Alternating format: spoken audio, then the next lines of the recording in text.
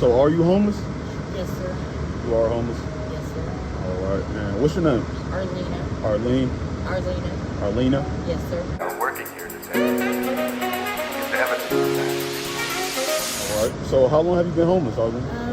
About almost 4 years off and on. 4 years. Yes, sir.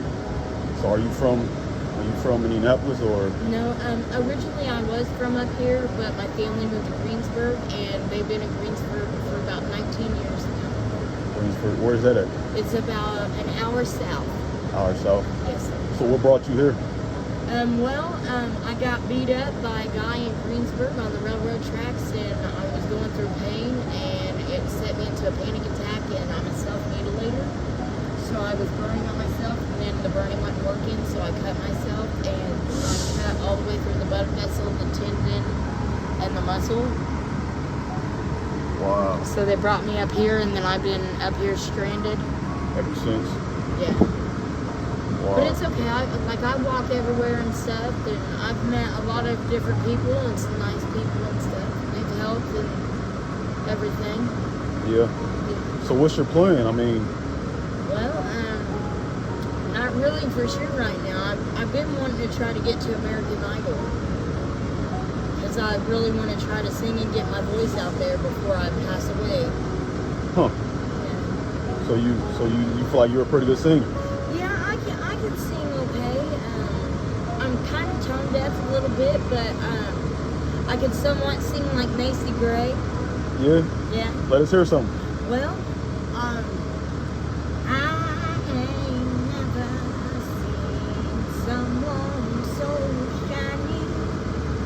I ain't never seen no gold. It's pretty good. Thank you. It's pretty good. I appreciate that. Who was that again? Macy Gray. Macy Gray. But that wasn't her words, it was my words. Oh, it's yeah. kind of like her voice. Yeah. Yeah. It's a remix, huh? Well, it's just her voice with my own words. Oh, put okay. to So it. those are your own words. Yeah. That was nice. It's good. Well, thank you. Appreciate that. Yeah. Keep it up. So what's your drug of choice?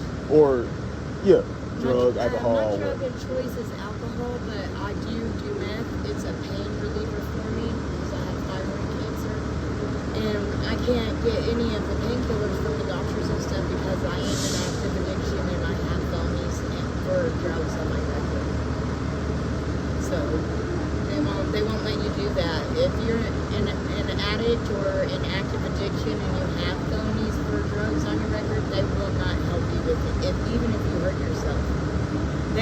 When I did this, they only gave me Tylenol and just a little bit of morphine, and that was it. Just one little shot of morphine, it was gone.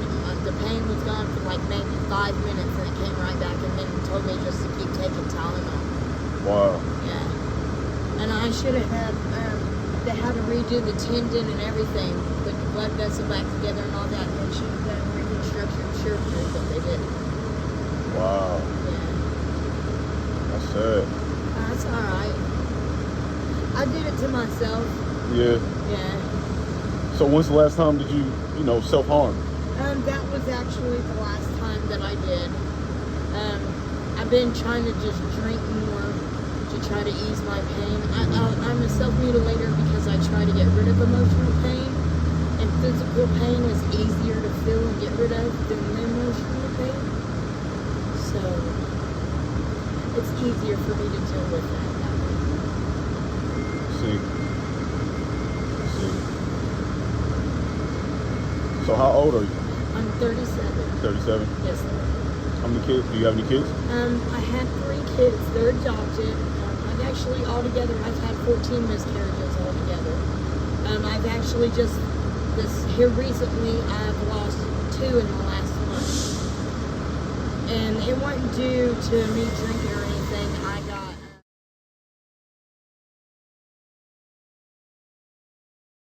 raped and sodomized and molested. When I was sleeping, because I sleep like the dead, or when I drink so much, I'm completely incapacitated. So a lot of people take advantage of me. Wow. Do you know who that was in that scenario, in that situation? I have a feeling that I know who it was, but there's somebody that I met, I think it was like 2 or 3 days ago, that says there's a video that's it's on Pornhub or YouTube or something like that they recorded it. Wow. Yeah. I haven't been able to find it, but I haven't been looking either. My phone is dead. I don't have a charger for it. So. You think about looking for it? Yeah, I would. Yeah, because I mean that right there is evidence showing that they raped and sodomized me and made me have a miscarriage. So you were already pregnant at the moment? You said maybe you had a miscarriage.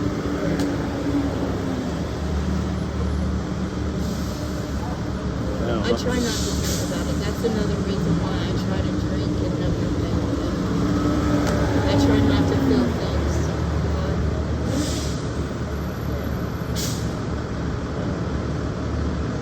It's okay. I still got God, I still believe in my Judah. I still have my Judah, but I also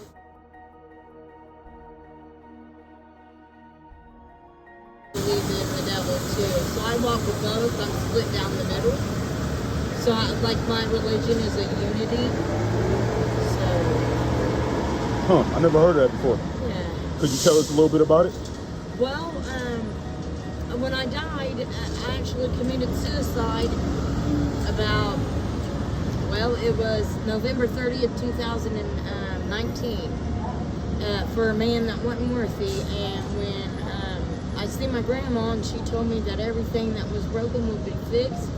And when my grandma left, Jesus came to me, Judah, and he told me that, I made a promise to him, and what I was told is his daughter Sarah, which I completely told the truth. It's a promise, the truth, wherever I go, and so I've kept that promise up until this year and a little bit of last year, where somebody lied to me and broke it, but I still continue to tell the truth. So that's how she told me that, Lilith and Lucifer. So God was a woman, a hermaphrodite, Lilith, and she split herself in two, and that's how we had Lilith and Lucifer. And that's how I believe that everything is a unity. It should all be incorporated as a one, not just with him above, but also with him below. So, you put them both together. You got to have both to make a whole out of yourself. Because you can't have light without darkness. You can't have good without evil.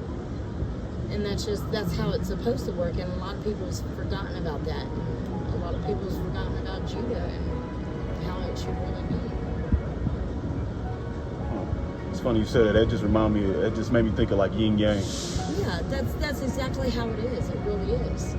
You got to have both to be peaceful and even your strength and stuff, and your anger that keeps you going. It makes you a warrior inside. That's also part of that devil that you got in there. And that's it. It's what keeps you as a whole. And that's what I walk with both every day. I get mad sometimes. They get mad at me sometimes, but they're still in my heart. And I'll never let go of them. And a lot of people will portray out there that if you renounce him or rebuke him, words are words, but what you feel inside of here will always stay inside of there. So you could say whatever you want out of your mouth, but him knows that that's not true. You're just mad, angry at the moment. But in your heart, truly, they know. So you say him and him. What? Just a Judah minute ago.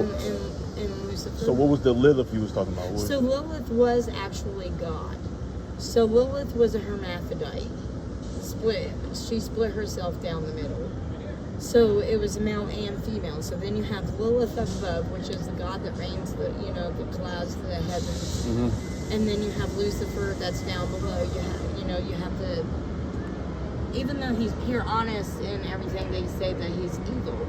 But Lilith, God, is jealous, revengeful, judgmental, hateful, and spiteful, and all that, everything that's evil. So then, you have Judah, which is the blood of Christ, which is Christ himself. So, that's why you put them together as a unity. and that's what I live by. You know, just like the promise of truth, just like Sarah, you know, Jesus' daughter and stuff.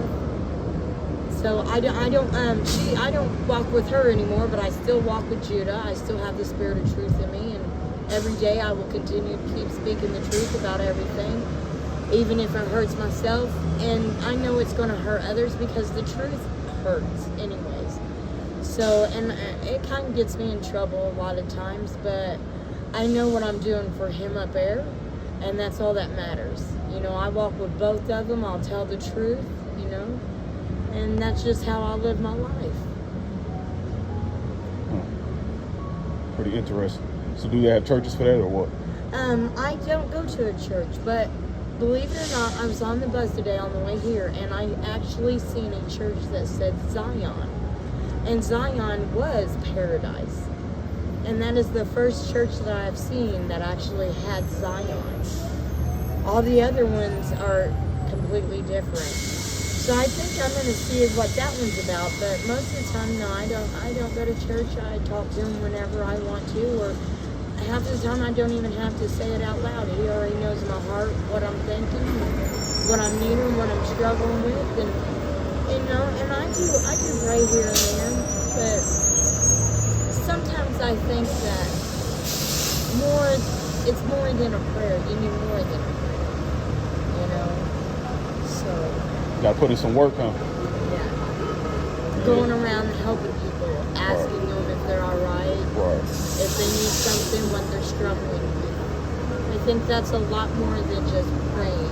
Yeah, that's where I'm at with it. So I'm trying to do this so I can show the world the flip side of what they might not be experiencing. Right. You get your story out. There's people that might want to help you.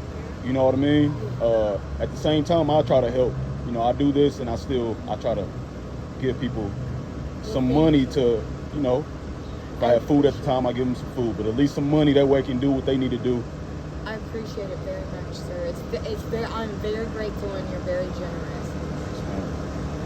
Yeah. We need more people like you guys out there. There's a lot of people that do help, but sometimes they want something in return for it instead of being genuine about it. And I don't understand that. Spiritual. Yes, I have lots of spirits, and I am a very spiritual person. I had to work on my attitude and my anger problem. That's what I'm working on right now, because I kind of get angry and hateful, and I just flip. And it's kind of like I go from being the good angel to being the bad devil. Yeah. Yes, sir. I know what you mean. Well, all right. It was nice talking to you. It was nice talking to you. So we might have to do a series. Yeah. You know, maybe the next one could be a certain topic or Okay. an update. All right. You know what I mean? So it was nice talking to you again. Yeah, I would love that. Thank you so much. Is there anything you want to say to the world? Well, just help your fellow people. You know, don't judge them. A lot of us on the street, you know, you look at it like we're bad people because of the drugs or the things that we do to help ourselves, but it's no different than pharmaceuticals or any other addiction out there. You know, we need the help, and nobody's willing to help us with the pain or the suffering that we go through, but not even just with that, but if you have like extra clothes, blankets, stuff like that you don't use, please be willing to share to your fellow humans, you know, your fellow people. And we thank you for that.